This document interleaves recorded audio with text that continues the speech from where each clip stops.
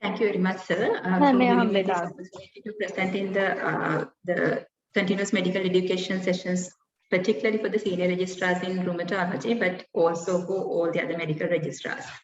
So the topic of the talk today is early inflammatory arthritis. So it's, I would say, a 360-degree turn from Chandrima's talk about connective tissue diseases, because this is the other end of the rheumatological diseases that we are talking about inflammatory arthritis. So the scope of the talk today are mainly going to be about initially a very brief introduction to inflammatory arthritis, and then to consider what is this EIA or early inflammatory arthritis and why it should be treated early, like consequences of delayed treatment and the way forward, and more importantly, what should not be done. So when it comes to inflammatory arthritis, can be quite confusing. Like even as a very early senior registrar in rheumatology, even I found this very confusing because there are so many different types. So like one thing that we don't really think about inflammatory arthritis is that they are not just diseases confined to joints. There is like recently there was a talk in APLA where they were very correctly saying that rheumatoid arthritis should no longer perhaps be called rheumatoid arthritis, but as rheumatoid disease, because it's not just affecting the joints. So if we take the whole spectrum of autoimmune rheumatological diseases, we can talk about them as like which part of the connective tissue is more predominantly involved, which kind of tells everything about it, because it's just predominant involvement of one part, but it's not just the sole involvement. Now, for example, we have diseases causing predominant joint involvement, diseases with predominant muscle involvement, and diseases with predominant connective tissue involvement with systemic disease. So when I say predominant, it means others can be involved as well. Now, for example, in like myositis, polymyositis, because like Chantima was also speaking about this, we see like patients with dermatomyositis, polymyositis coming with inflammatory arthritis. But like if you check their rheumatoid factor and everything, they may be negative. So not necessarily an overlap syndrome, but rather part and parcel of the same inflammatory disorder, like part and parcel of the inflammatory myositis, which tells us it is predominantly the muscles that are involved, but other connective tissue can be involved. So inflammatory arthritis is the same, it's no different. So you get predominant joint involvement, but yes, of course, you can get other systemic involvement. So when we talk about this inflammatory arthritis group as a whole, we have basically three types. So you have rheumatoid arthritis, spondyloarthritis, and the undifferentiated inflammatory arthritis. So this is the classification that I teach my students here as well. And the common question they ask is, okay, then where does gout fit in? So given this audience is mostly rheumatology, I think you can perhaps answer that, because I tell them, because it is not considered autoimmune. Gout is a condition that we now call autoinflammatory because it involves the innate immune system, not the adaptive. So this is about autoimmune diseases. So when it comes to autoimmune, like inflammatory arthritis, these are the three main groups: rheumatoid, spondyloarthritis, and undifferentiated inflammatory arthritis, which is the minority, and over time can differentiate it into either RA or spondyloarthritis with time. So this is a very, very simplified version, and I would not really go into discussing how do you differentiate between these types, because that is not the idea of the talk today. So how do you diagnose any patient with inflammatory arthritis? The answer to that question is history, because in like many, I would say like in rheumatology, most of the things depend on the history. So like in Hutchison's, our like the book that we used for introduction to clinical medicine, we learned that 80% of a diagnosis is given by history, 10% by examination, and 10% by investigation. I would go so far as to say, like in rheumatology, 90% is by history, because particularly in Sri Lanka, where like we are lacking in so many immunological investigations, most of your diagnosis is given by history. So the importance of the history cannot be overemphasized. And once you have a thorough history, do a very thorough examination. Investigations can help to complement the clinical diagnosis, but they don't give predominance to the investigations. So, and investigations should always be interpreted with caution.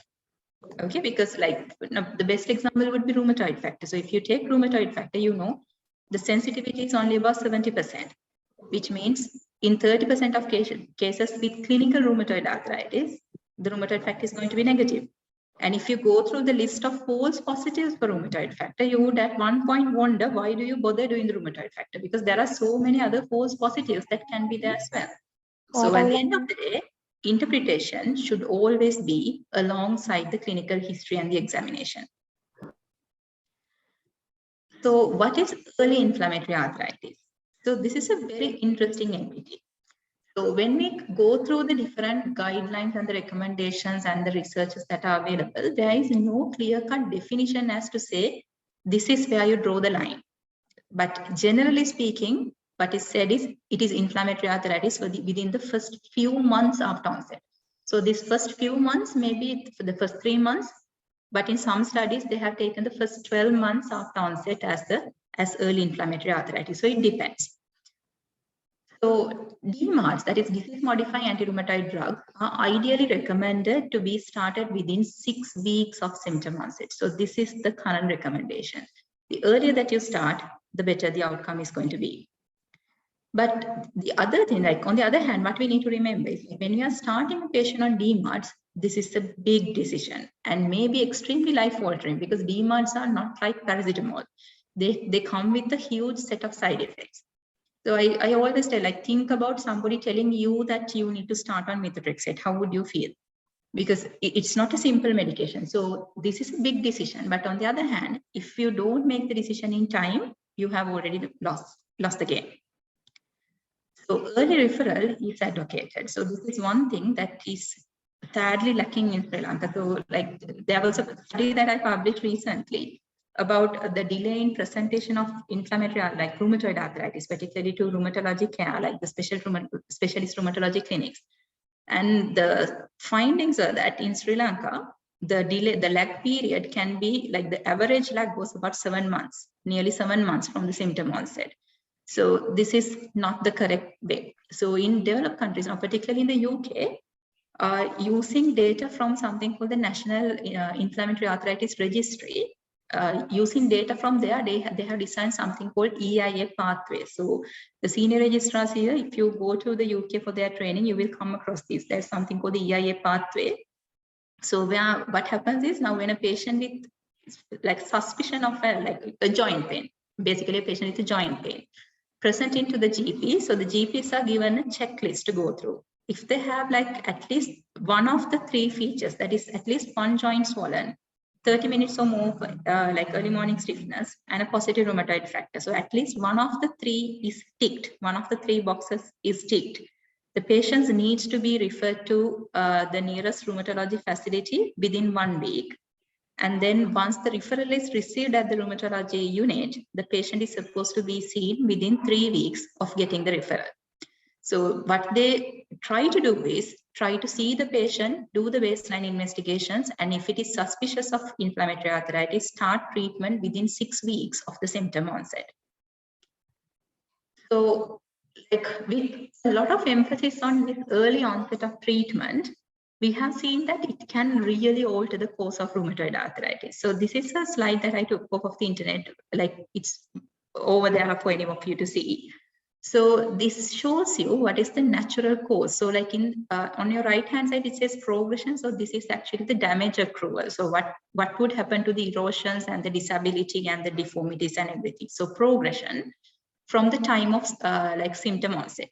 And the white arrow shows you the natural course. That is, if you don't do anything, that is what's going to happen.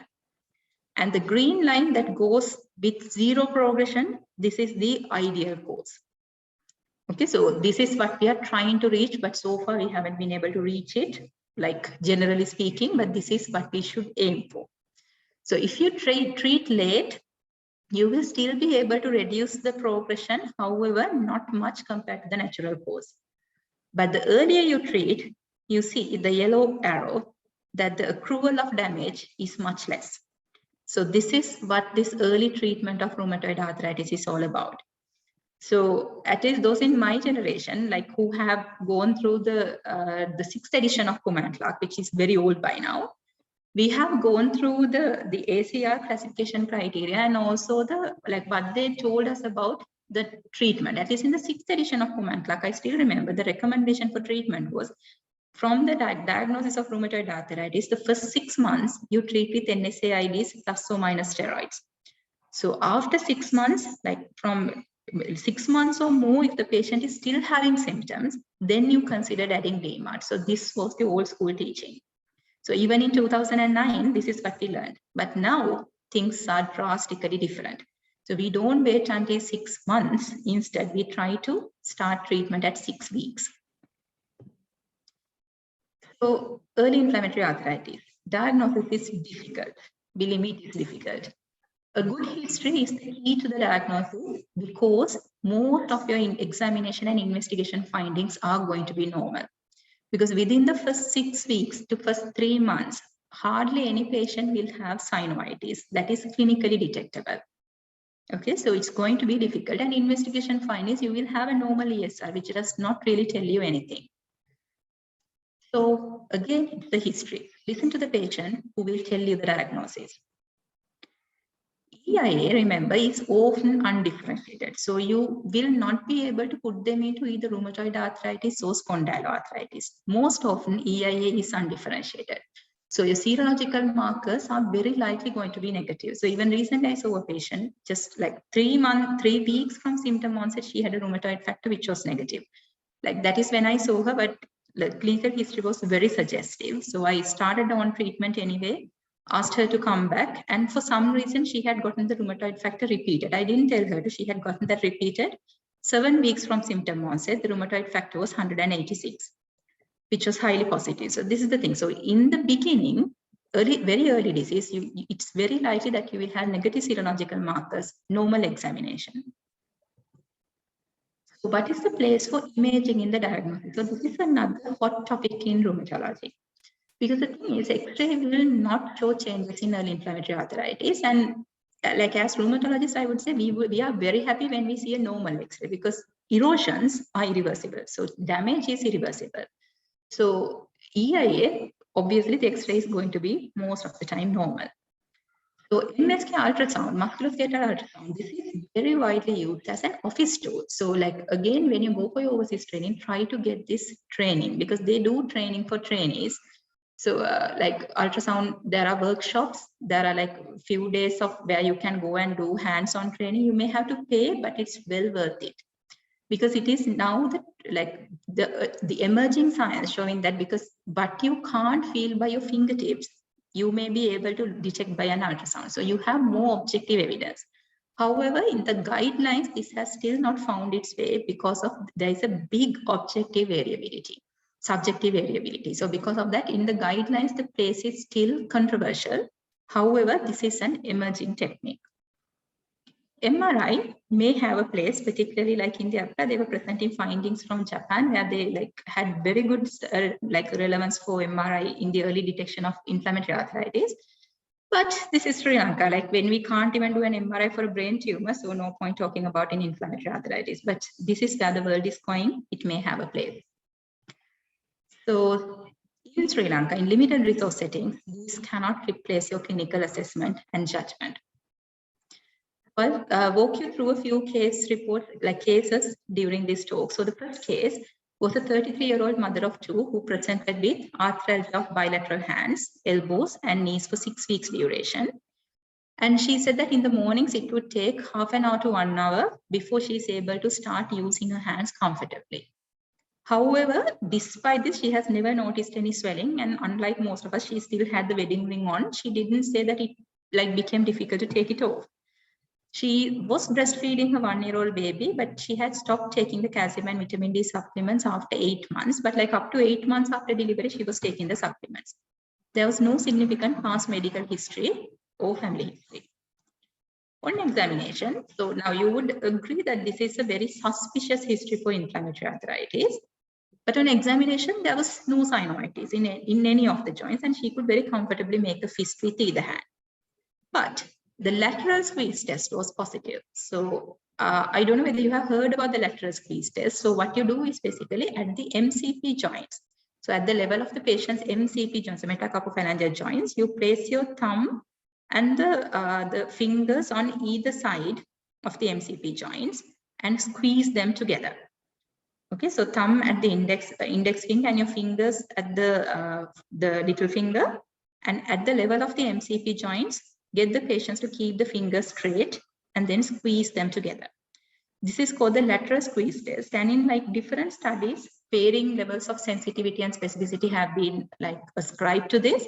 However, the general agreement is this is a pretty sensitive and a specific test to detect synovitis in very early disease. So you won't detect synovitis if you examine the MCP joint, but the lateral squeeze can be positive. So you can do this on hands as well as on feet.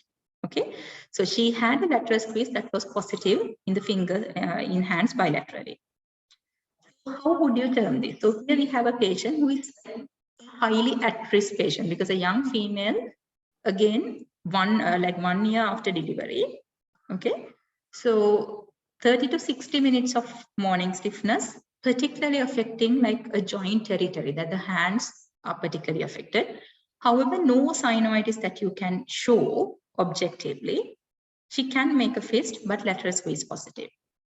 There is a term for this. So we call this clinically suspect arthralgia.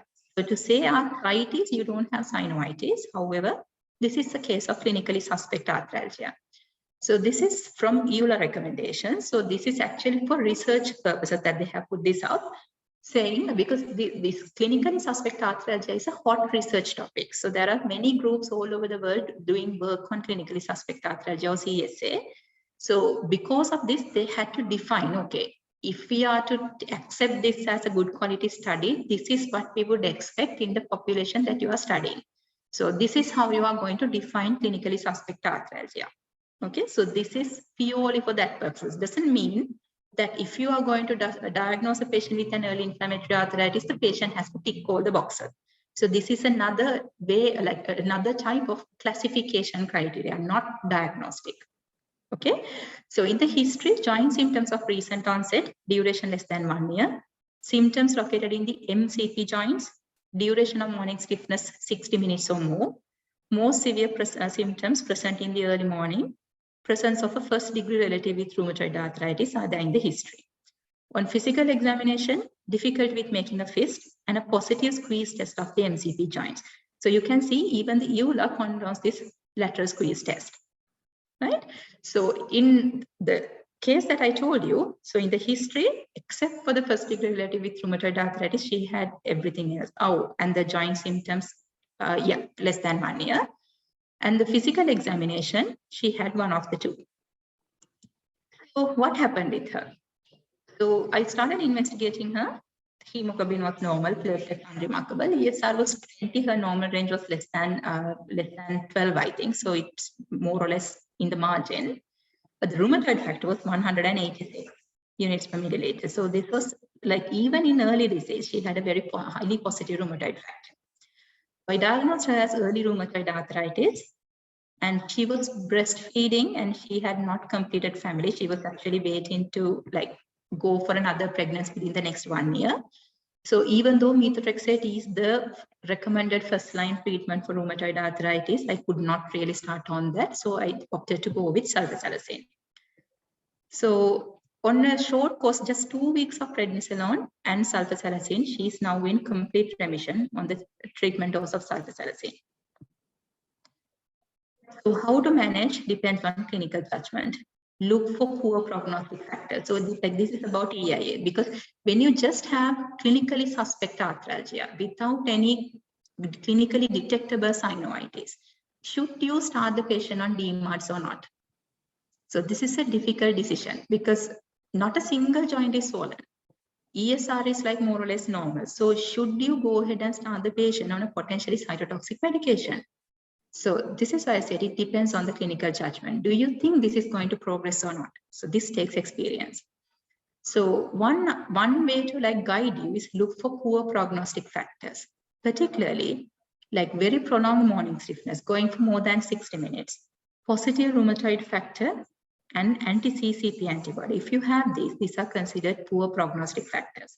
That is highly likely that the patient is going to progress into established inflammatory arthritis. So those patients, the recommendation is go ahead and treat.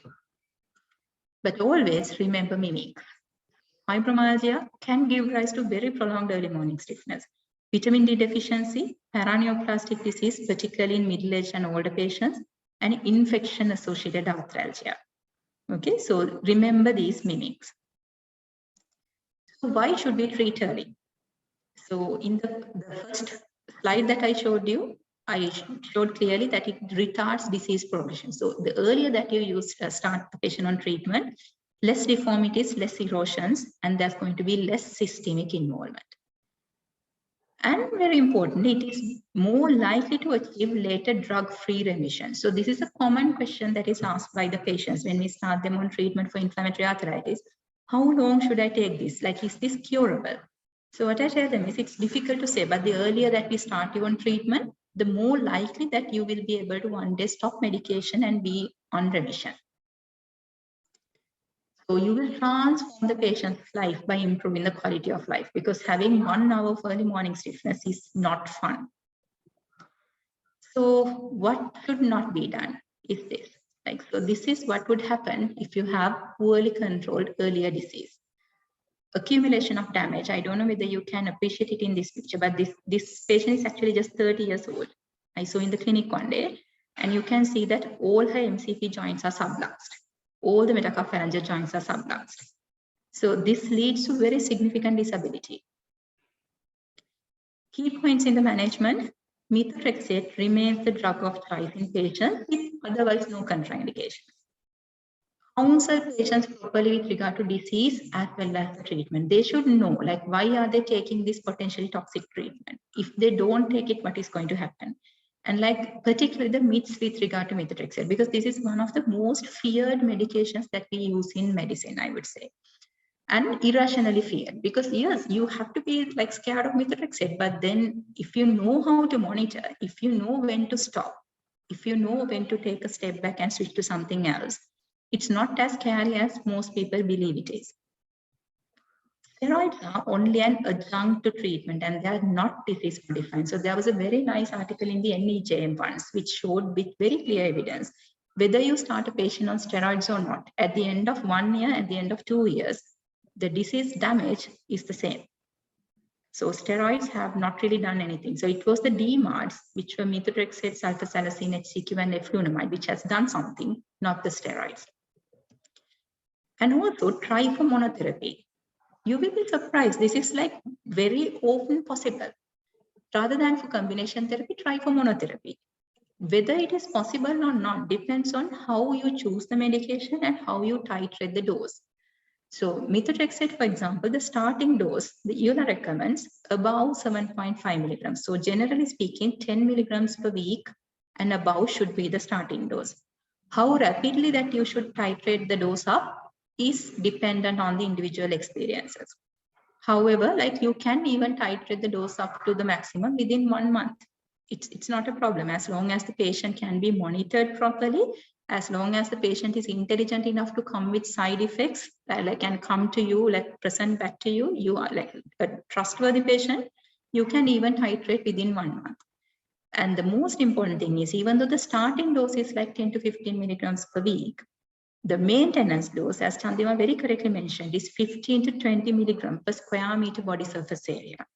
So 20 milligrams per square meter is generally used in connective tissue diseases. In inflammatory arthritis, the recommended dosage is 15 milligrams per square meter body surface area, which means in an adult patient, generally the dose has to be 20 to 25 milligrams. About 25 milligrams per week, there is no it's not recommended to be given by mouth, mainly because the absorption is erroneous. Like when you go for higher doses, the absorption is going to come to a ceiling after 1 point. Beyond that, you are not going to provide anything. So unless you are going to go by like subcutaneous injections, oral route about 85 milligrams, it's not recommended. So this is what I was telling you, use appropriate medication doses. So sulfasalazine, if you are using, treatment dose is 2 to 3 milligrams per day in divided doses. So 500 milligrams twice a day is not going to achieve anything. And very importantly, know how to monitor DMARD. We see this very often because like in very busy clinics, it's very difficult for us to keep on top of every patient. So know how to monitor DMARDs. And if a patient needs continuous NSAIDs or steroids to remain pain-free, that patient is not in remission. So you need to evaluate this further, because pain, like depending on NSAIDs, can be due to many reasons. It could be the ongoing inflammatory arthritis activity, or it could be secondary osteoarthritis, or the patient may be on NSAIDs for something purely unrelated. For example, like for a back pain in a patient with rheumatoid arthritis, you know that rheumatoid arthritis does not involve the lower back.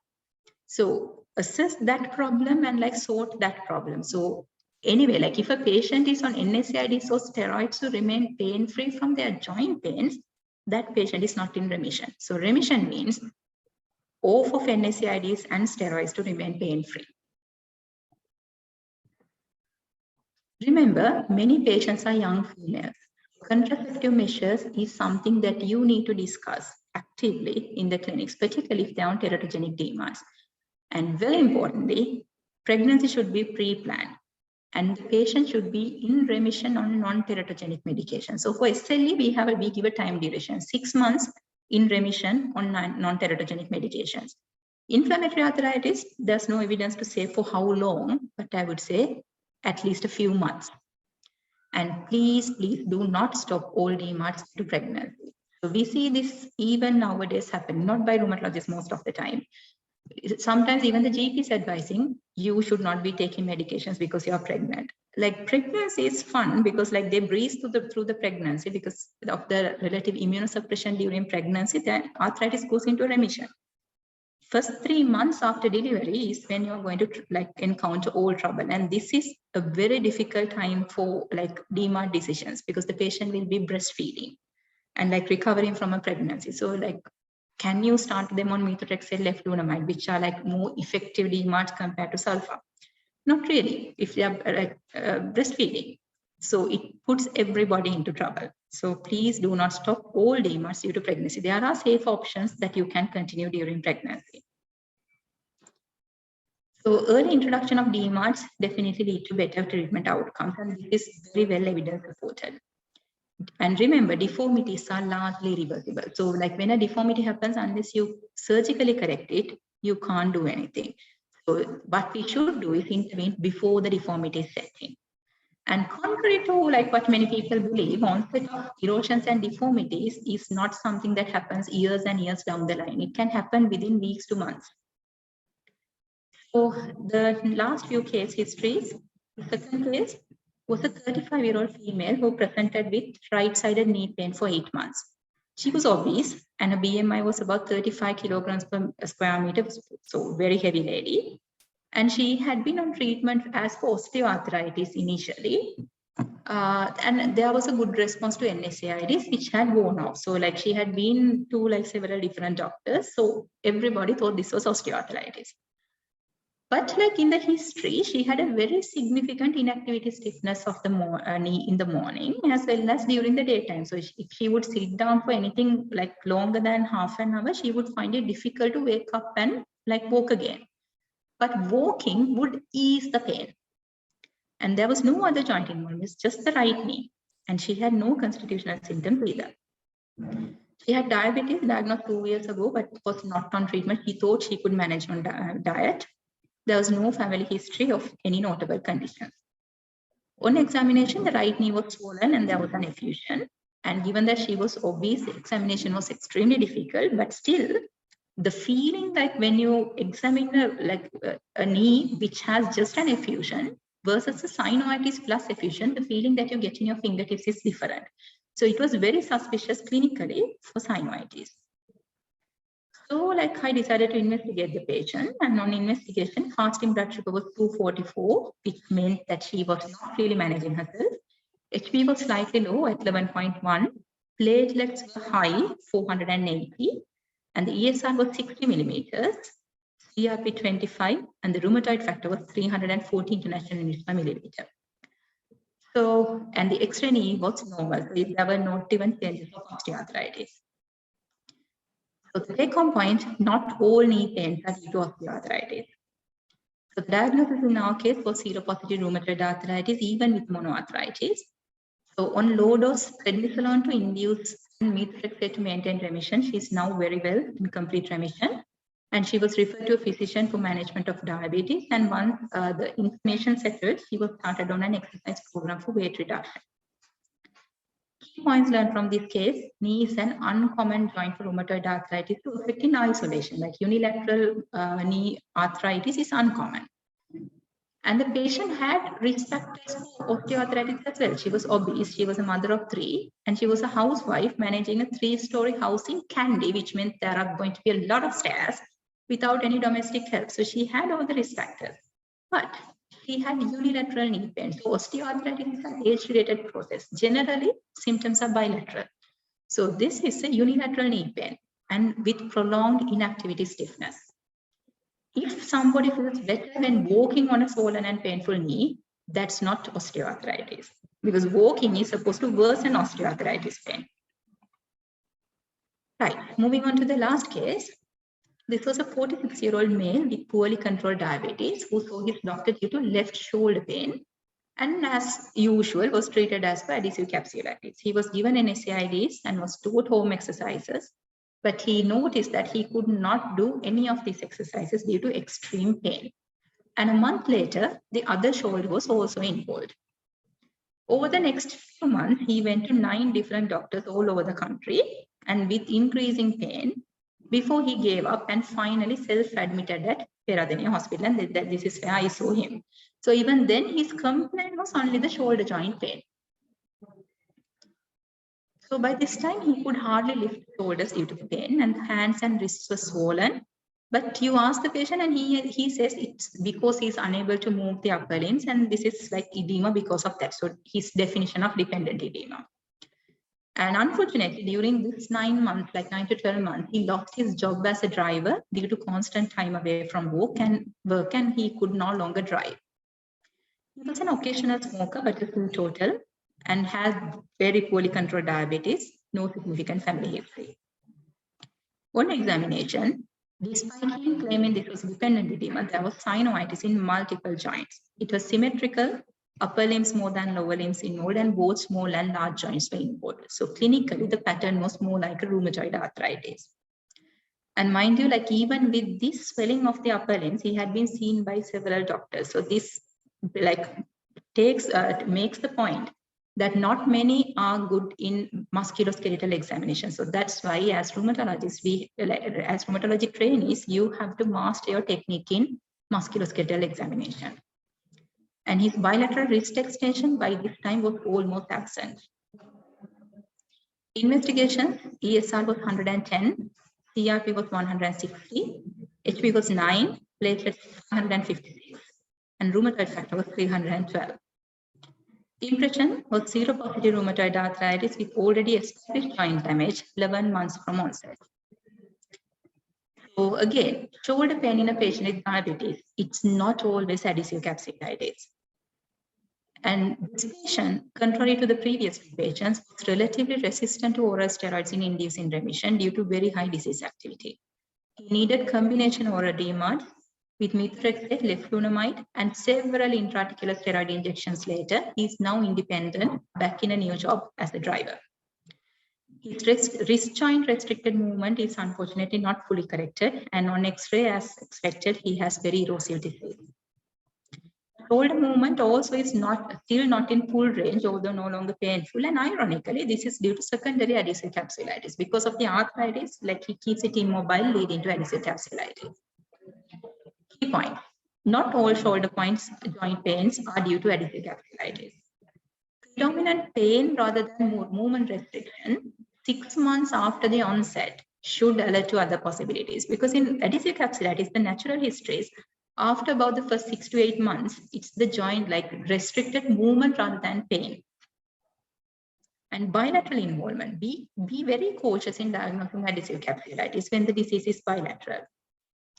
And take a good history. In this patient, significant early morning stiffness in the beginning. But also remember, in advanced cases of inflammatory arthritis, you cannot elicit early morning or inactivity stiffness very easily, because they would say they will feel stiff throughout the day. So in advanced disease, if they say there is no worsening in the early morning, don't say it's not early morning stiffness.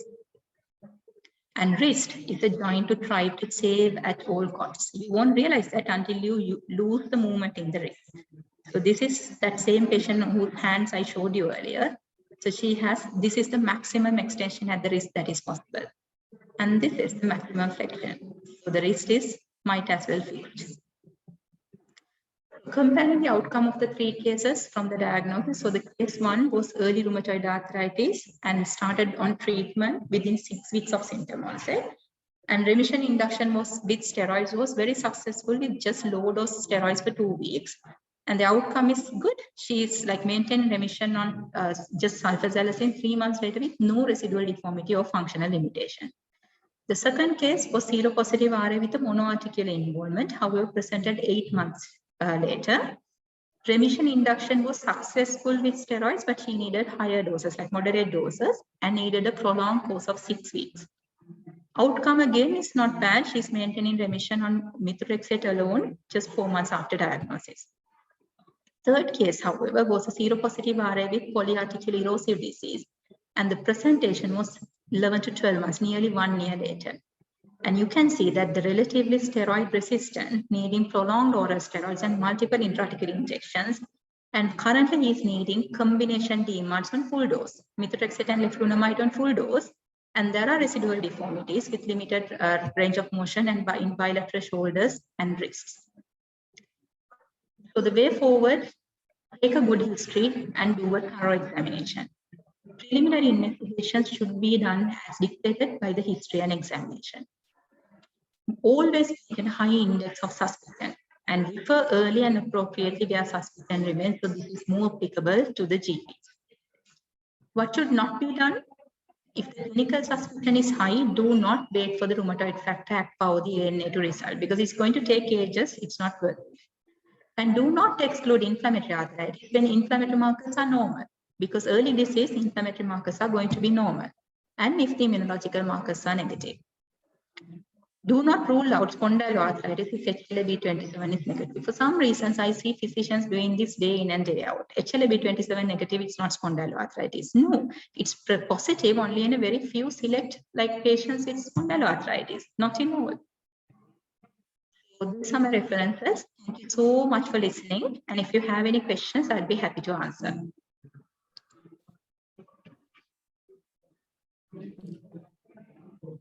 Thank you very much, Chathurika, for the lovely and excellent presentation. I'm so happy that you insisted on the importance of the history taking and examination. And I think increasingly we will have to rely on our clinical sense rather than the laboratory investigations in future.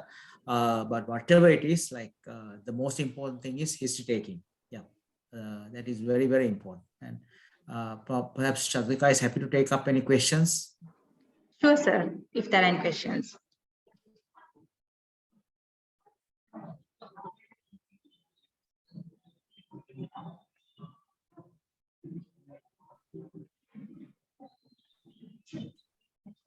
Maybe you have answered all the queries that they have in their minds. Hopefully, sir. Either that or they haven't understood anything.